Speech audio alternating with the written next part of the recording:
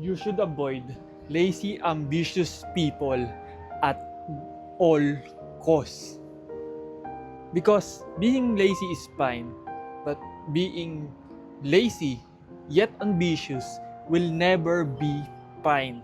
Because those people that have a high ambitious yet fail to do the very basic things to achieve those goals will never ever bring you something worth, because those people will drag you down by being this person that will always neglect or underappreciate your goals and efforts you doing towards your goal. And those people will make everything you do underappreciate. And those people will take your goal very lightly, that gradually you will think the same. And the more you hang out to these people, your mindset will grow as same as these people.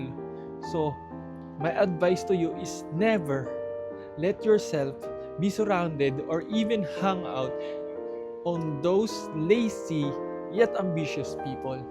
So that's why if you have people or someone you know that have this kind of mindset, you should avoid them or ignore them at all costs, because those people will bring you nothing but as a discouragement and hindrance of achieving your goal, because their mindset is if they cannot do it, you should not able to do it as well.